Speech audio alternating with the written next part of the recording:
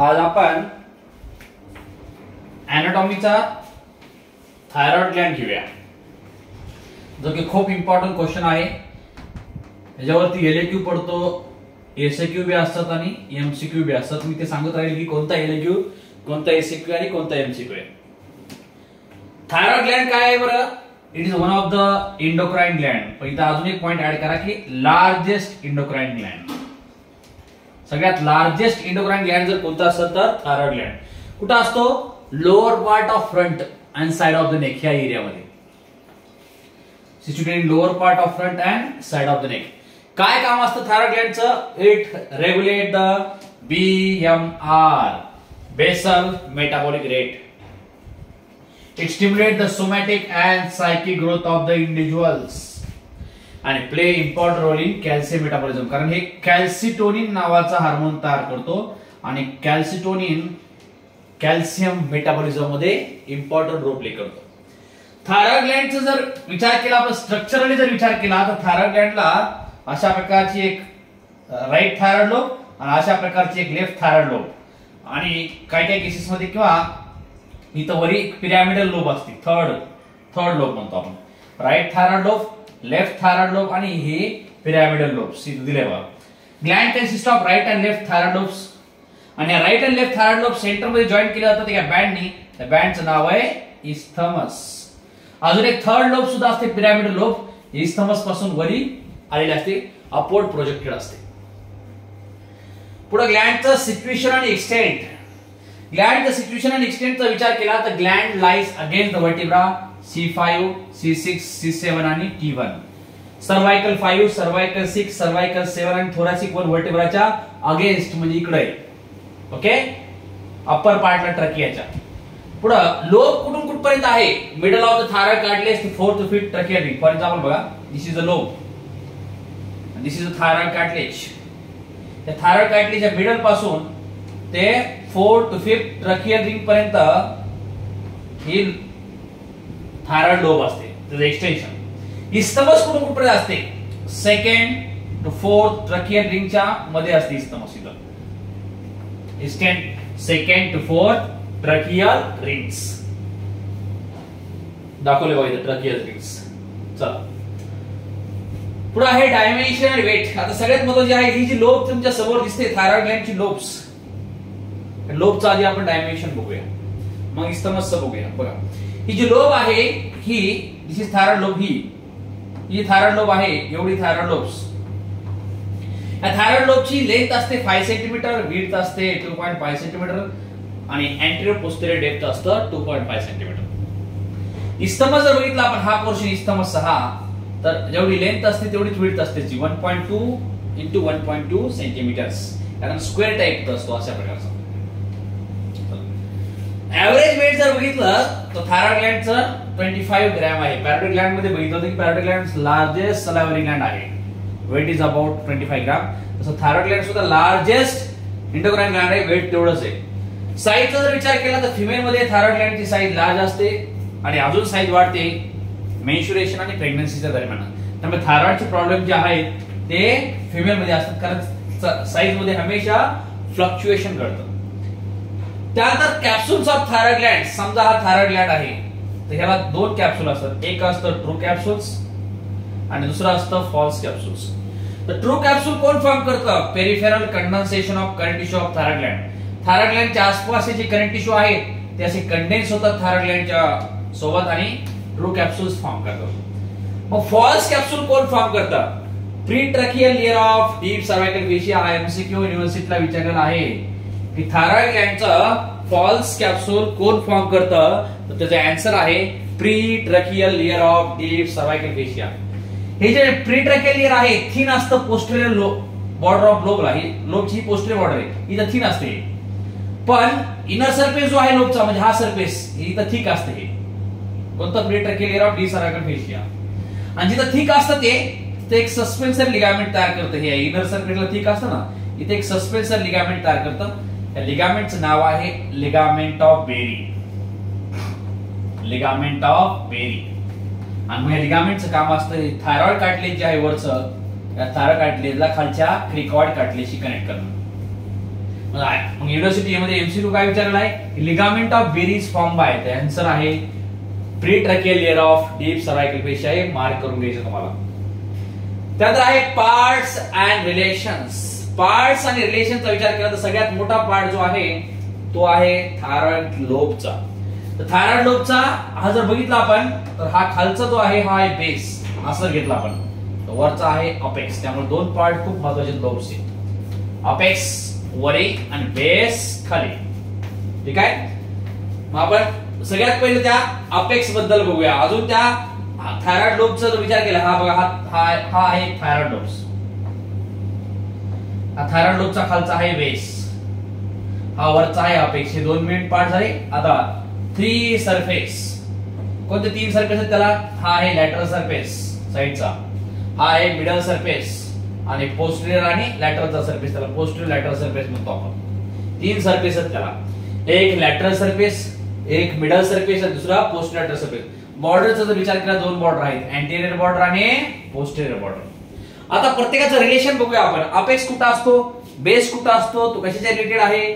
ठीक आहे, याचं आपण रिलेशन बघूया. अपेक्स अपवर्ड असतो, बरोबर आहे ना, अपेक्स वरीच आहे आणि थोडासा लॅटरलला झुकलेला असतो इकडं. ओके. आणि अपेक्स कशाला रिलेटेड असतो, मार्क करा, सुपेरियर थायरॉइड आर्टरी आणि एक्सटर्नल लॅरिंजियल नर्वला तो रिलेट करतो. त्यानंतर आहे बेस. बेस म्हणजे हा पोर्शन. बेस कशाच्या लेवल मध्ये असतो, first tracheal ring, second, third, fourth आणि फिफ्थ. ही जी आहे ना फोर्थ आणि फिफ्थ ट्रॅकियल रिंग ह्याच्या लेवलला असतो हा कोण, बेस. आणि बेस कशाच्या रिलेटेड आहे, इकडे सुपेरियर थायरॉइड आर्टरी होती, इन्फिरियर थायरॉइड आर्टरी, इकडे वरी एक्सटर्नल लॅरिंजियल नर्व होती, तिथं रिकरंट लॅरिंजियल नर्वच्या रिलेटेड मध्ये आहे बेस. नंतर तो जो आहे लॅटरल सरफेस, हा रिलेटेड आहे अँटेरियर बॉर्डर ऑफ स्टर्नोक्लेडोमास्टॉइड मसलला, मार्क करायचे. आणि मिडियल सरफेसला दोन ट्यूब असतात, एक ट्रकिया तुम्हाला माहिती आहे मिडललाच असते, त्याच्या पाठीमागे एक ट्यूब असते फूड साठी, ती इसोफॅगस, ते मार्क करायचं तुम्हाला. राहिला पोस्टेरियर लॅटरल सरफेस म्हणजे पाठीमागून कॅरोटिड सीथ, कॅरोटिड सीथ आणि त्याच्यावरती असणारी कॉमन कॅरोटिड आर्टरी ही पोस्टेरियर लॅटरल सरफेसला असते. ओके, तेवढं मार्क करा तुम्ही. अँटेरियर बॉर्डर ही जी असते सुपेरियर थायरॉइड आर्टरीची आणि पोस्टेरियर बॉर्डर जे आहे इन्फिरियर थायरॉइड आर्टरीच्या जवळ असते. चला, हे झालं तुमच्या कशाबद्दलचं, यस, लोब बद्दलचं. त्यानंतर पुढे घेऊया आपण नेक्स्ट पॉइंट, इस्थमस. इस्थमसला दोन सरफेस असतात, एक अँटेरियर पोस्टेरियर आणि दोन बॉर्डर असतात, सुपेरियर आणि इन्फिरियर. तेवढंच करायचं इस्थमस. आता क्वेश्चन पडतो एक्झाम मध्ये आपल्याला 3 मार्कला की blood supply of thyroid gland. कोणता क्वेश्चन पडतो, blood supply of thyroid gland. कोणता क्वेश्चन पडतो, ब्लड सप्लाय ऑफ थायरॉइड.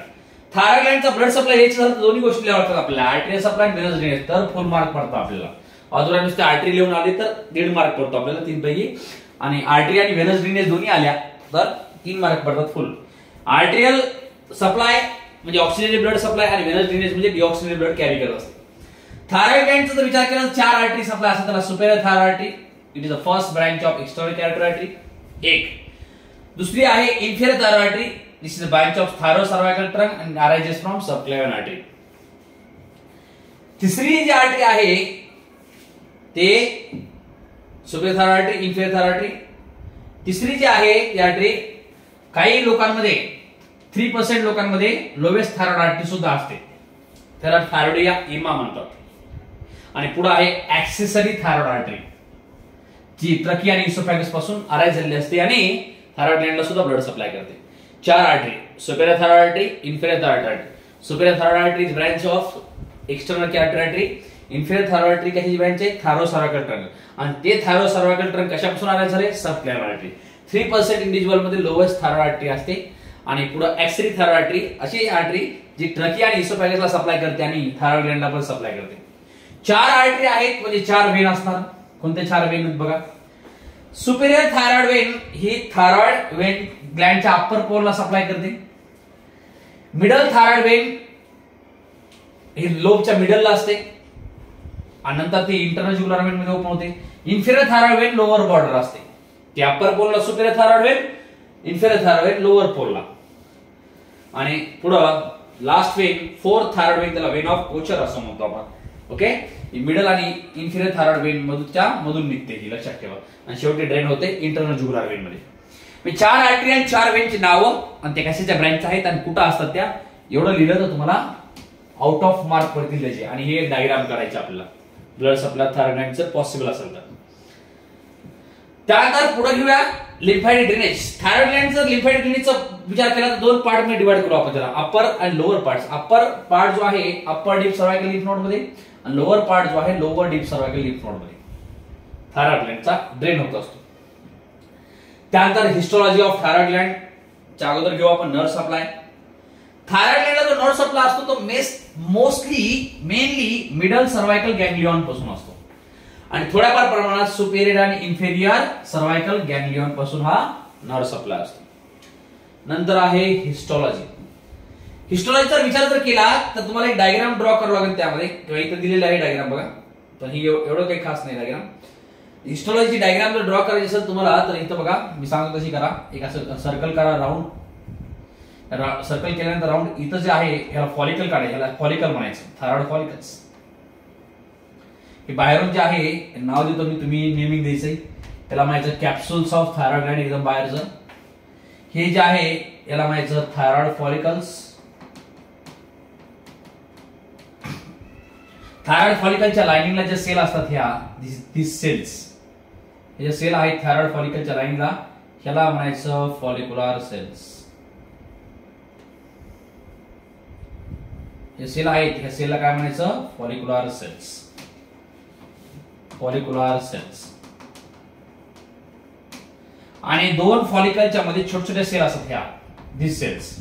2 फॉलिकलच्या मध्ये ह्याला म्हणायचं पॅराफॉलिक्युलर सेल्स किंवा सी सेल्स. आणि मध्ये असतो connective tissue stroma.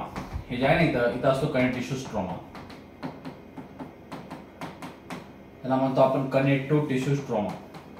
CT stroma म्हणजे कनेक्टिव्ह टिश्यू स्ट्रोमा. आणि ह्या फॉलिकलच्या मध्ये लुमेन पण असते. This is lumen. ओके, एवढी डायग्राम तुम्ही ड्रॉ करायची. तर बघा follicle, histology of thyroid gland किंवा microscope feature of thyroid gland हमेशा क्वेश्चन एक्झामला पडतो. तर त्यामध्ये आपण बघतोय फॉलिक्युलर सेल्स सगळ्यात महत्त्वाचे आहे, ज्या फॉलिकलच्या लाइनला असतात दिस सेल्स, त्याला म्हणतो आपण फॉलिक्युलर सेल्स. आणि ह्या तयार करतात T3 आणि T4 टायआयडोथायरोनिन आणि टेट्राआयडोथायरोनिन NIN. त्याला T4 ला थायरोसिन सुद्धा म्हणतो. आणि ह्या थायरोसिन रेग्युलेट करते BMR आणि सोमॅटिक आणि cyclic growth of the individual. हे जे सेल असतात फॉलिक्युलर सेल्सच्या T3 आणि T4 तयार करतात. रेस्टिंग स्टेजला ह्या असतात क्युबायडल आणि ऍक्टिव्ह स्टेजला होतात कॉलमनर. ज्यावेळेस त्यांना तयार करायचं आहे T3 आणि T4 त्यावेळेस कॉलमनर होतात आणि ज्यावेळेस काहीच तयार करायचं नाही त्यावेळेस त्या क्युबायडल होतात, लक्षात ठेवा. आणि सेंटरला लुमेन सुद्धा असतात. नंतर 2 फॉलिकलच्या मध्ये छोटे सेल असतात त्याला म्हणायचं पॅराफॉलिक्युलर सेल्स. आणि थायरोकॅल्सिटोनिन तयार करतात. आणि thyrocalcitonin regulate the blood calcium level.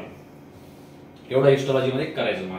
मी सांगितले मोची डायग्राम. आणि हे नंतर डेव्हलपमेंट, थायरॉइड ग्लँडची डेव्हलपमेंट खूप महत्वाची आहे, ती बघू आपण. तर एक लक्ष द्या, हा आहे मेडियन इंडोडर्मल थायरॉइड डायव्हर्टिक्युलम. आपल्या एम्ब्रियोनिक स्टेज मध्ये हे जे 2 लाईन दिसतात त्याला म्हणायचं median endodermal thyroid diverticulum. Median endodermal thyroid डायव्हर्टिक्युलम.